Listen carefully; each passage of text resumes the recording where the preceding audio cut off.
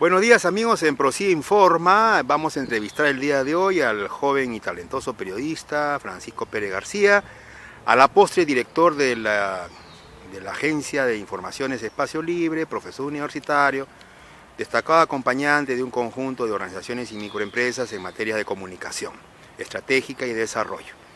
Estimado Francisco, ¿cómo anda el periodismo el día de hoy según tu parecer? Bueno, ante todo, buenas tardes. En primer lugar, el tema del periodismo se encuentra ahora un poco asediado por dos poderes bastante fuertes. En primero, el poder político y en segundo lugar, el poder empresarial. Entonces tienes al periodista, tienes a los periodistas un poco enfrascados en los medios de comunicación, en tratar de publicar cosas que respondan al perfil empresarial del medio de comunicación, que de alguna manera no pueda afectar sus intereses en algún momento determinado, más allá de las llamadas posibilidades de independencia, objetividad y veracidad que puedan tener los medios. Y por el otro lado tienes el poder del Estado, ¿no? De la presión política. Un ejemplo claro es lo que está sucediendo con el tema de las agendas de la primera dama, en donde a primer atisbo de una discusión de un periodista con el empresario, dueño del medio de comunicación, de inmediato el periodista asume que es un golpe político, que está viendo algún tipo de presión política para sacarlo del puesto, para sacarlo del lugar, para sacarlo del sitio por ser considerado una persona incómoda, ¿no?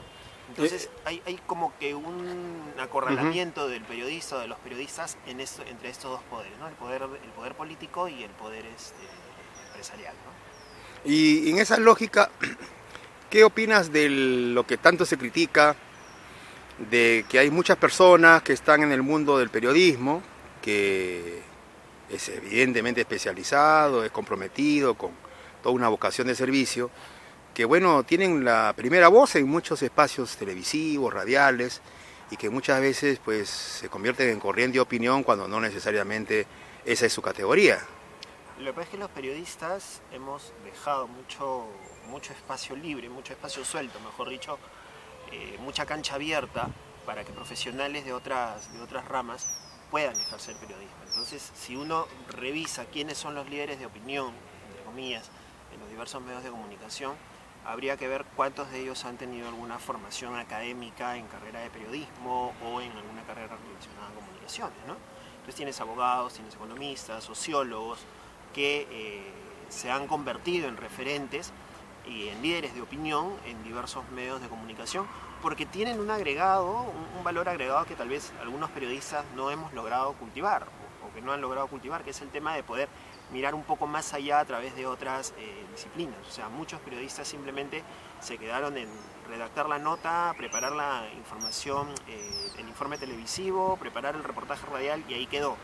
Datos, información pura, y no fueron más allá, no trascendieron a interpretar qué cosa era lo que estaba pasando en su realidad, qué es lo que hace un economista, es lo que hace el abogado, es lo que hace el sociólogo, interpreta la realidad más allá de solamente la información, y eso es lo que la gente busca finalmente. No quiere que solamente le den la información que nos bombardea todos los días en el noticiero, sino que busca una opinión, un referente de alguien que le diga y le explique qué cosa es lo que está pasando, ¿no? Por eso es que tienes un Jaime Altaos, una Rosa María Palacios, qué sé yo, gente que no es necesariamente periodista de formación, que se convierte en un referente para mucha Y esto que es una sopa caliente ahorita, que es el tema de pagar por las noticias, supuestamente en nombre de la primicia, sobre todo si se trata pues de temas políticos, una coyuntura y una permanente inestabilidad como la cual estamos viviendo. ¿Qué opinión te merece ese sentir, esas divergencias que existen alrededor de esos temas? Es difícil porque habría que colocarse un poco en la posición de cada periodista, ¿no? Yo principalmente creo que no pagaría nunca por una información, porque al pagar por una información estás comprando algo, y cuando compras algo es algo que puede estar ya modificado o que puede estar fabricado, ¿no? Es igual cuando no es lo mismo pues cosechar un choclo de la chacra que ir y comprarlo en un supermercado donde ya lo limpiaron, ya lo Claro. pasteurizaron, ya lo hicieron a la medida para que tú lo consumas, ¿no?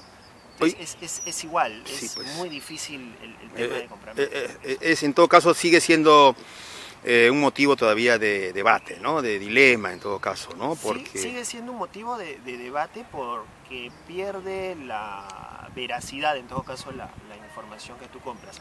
Ahora, si en el medio de comunicación se dispone ese tipo de acciones para conseguir información, el periodista debe saber que el medio lo va a hacer, que el medio lo va a respaldar y que por último está actuando de manera conjunta con un equipo periodístico, no de manera individual y a espaldas de la gente que es principalmente su superior inmediato. en tu aventura no negada y exitosa de lo que es la red de noticias Espacio Libre, ¿qué nos podrías contar? ¿Qué experiencias positivas podrías tú plasmar? ¿Y qué dificultades existe para que este tipo de iniciativas que tú diriges pueda avanzar mucho más en el país? Siempre es un poco complicado abrirse cancha en un sector como el periodístico, ¿no? Cuando se creó Espacio Libre, un poco la consigna era romper el cerco mediático que había o que existe todavía en el país, ¿no? Entonces yo creo que la principal cosa positiva que considero ha logrado Espacio Libre es haberse hecho un hueco y un espacio, un lugar entre los medios de comunicación para convertirse en un referente de temas que no están en los medios de comunicación.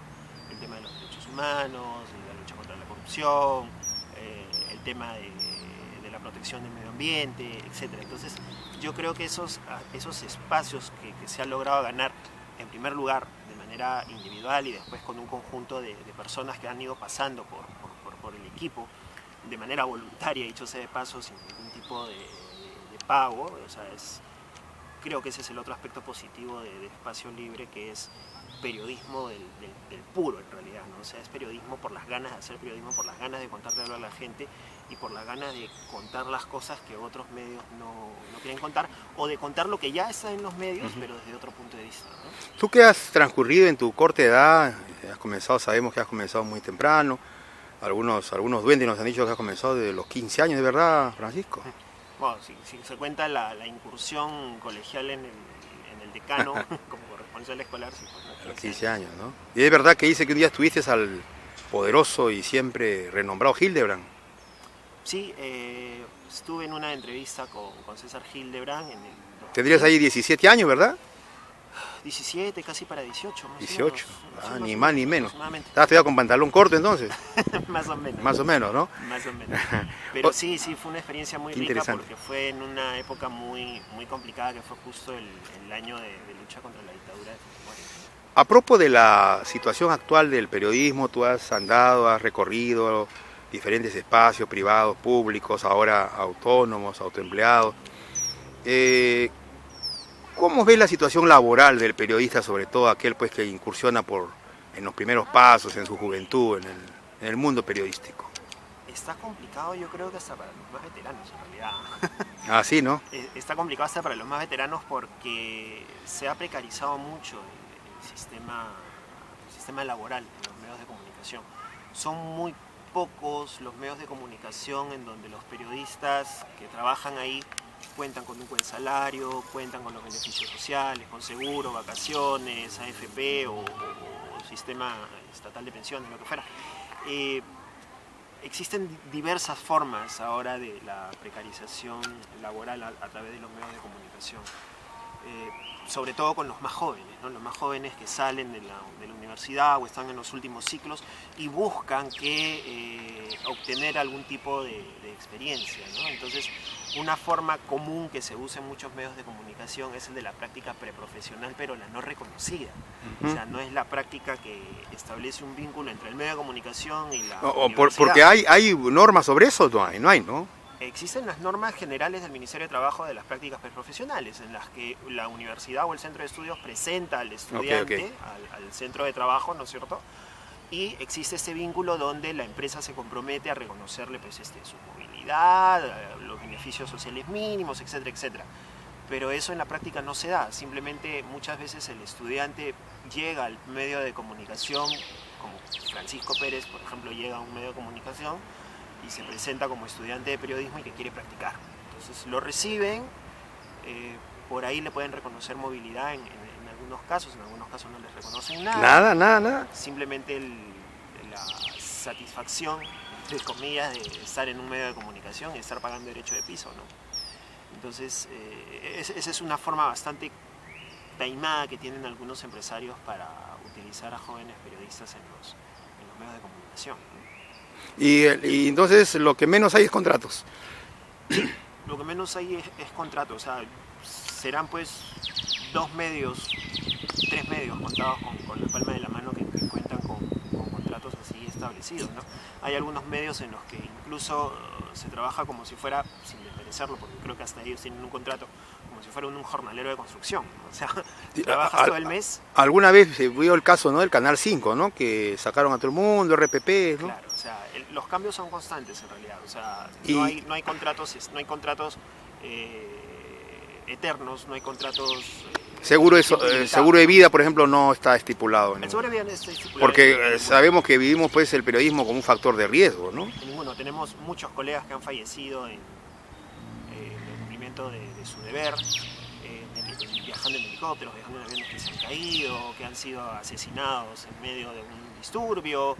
Estos 2 jóvenes, por ejemplo, que fueron golpeados cuando fue lo del desalojo de la parada, que casi los matan.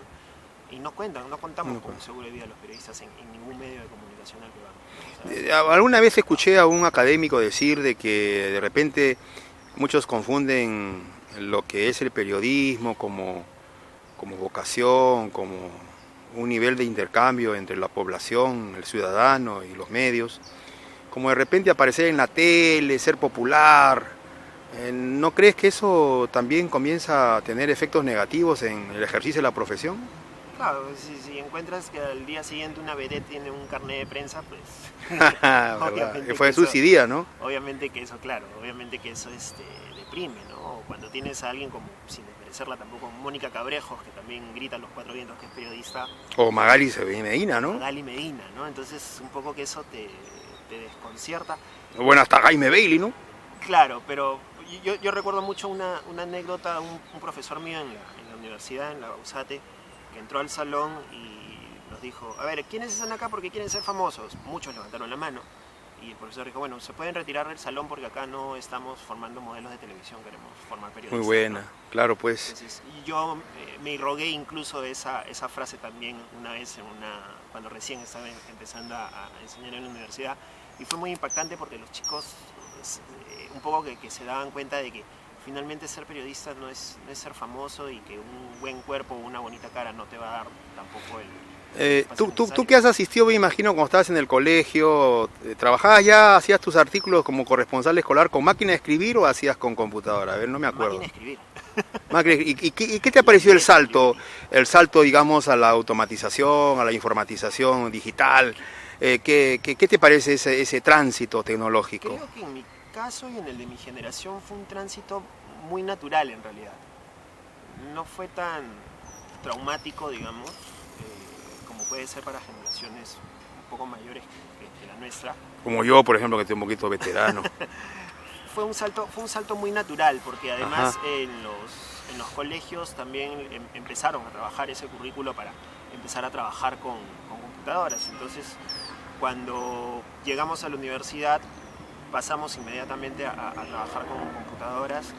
Fue un cambio muy natural, pero en realidad nunca pensé en ese momento que fuera a tener tanta importancia el tema tecnológico en la carrera como la tiene ahora, ¿no? Definitivamente podríamos decir que en la parte de la información hoy día hay más expectativas, más posibilidades de hacer más ciudadana la información, ¿no?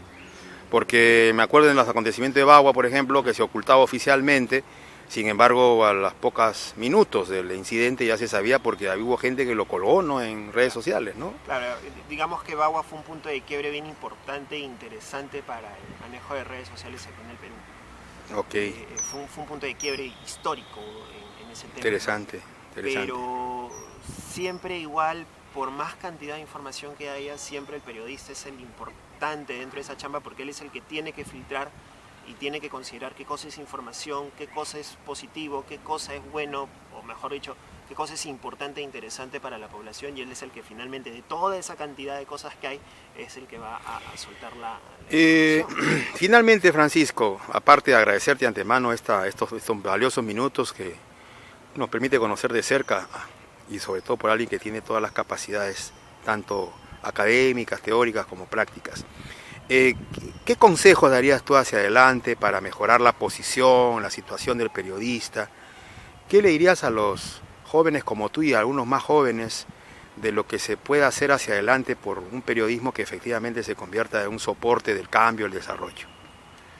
Yo creo que lo primero es tenerla clara con relación a lo que uno quiere hacer como periodista, ¿no? ¿Qué es lo que quieres hacer como periodista? ¿Quieres informar?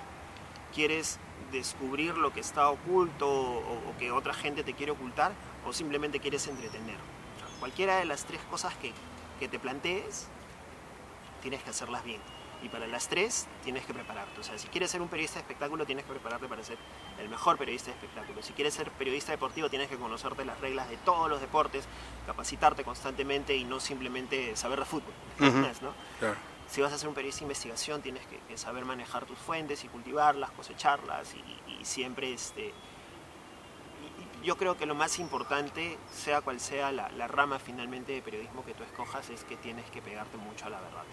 Muy bien. Si no informas con la verdad, simplemente te estás engañando a ti y estás engañando a tu gente, a tu público. No, me imagino que esa vocación es lo más hermoso que puede haber, pues, ¿no? La vocación, las ganas, es interesante, el deseo de vivir siempre se descubren en cosas función, nuevas. seguro. Siempre se descubren cosas nuevas y siempre es muy rico e interesante cuando agarras y le sacas la lengua al poder político o al poder empresarial y le dices, por si acaso, mira, te estoy fregando, mira, si tú sigues, seguimos sacando cosas y podemos seguir metiendo presión, ¿no? ¿Algo más que quisieras añadir, Francisco? Simplemente eso. Creo que la idea es seguir luchando y seguir bregando desde nuestro reducto, nuestra trinchera, desde Espacio Libre y desde otros espacios que se vayan abriendo por lograr generar un periodismo mucho más veraz y que cuente mejor las cosas y que las cuente con verdad. Esa es la... Bueno, pues te agradecemos mucho, Francisco, te deseamos más éxitos, mejores posibilidades de seguir llegando a ese público que ya tiene Espacio Libre, que tienes tú como analista, como periodista, y espero que no sea la primera vez que podamos entrevistarte. No, gracias a ustedes más bien y seguimos conversando y dialogando sobre otras cosas que puedan estar habiendo también en la coyuntura. Muy bien, Francisco. Entonces, muchas gracias por todo, ¿eh? Gracias.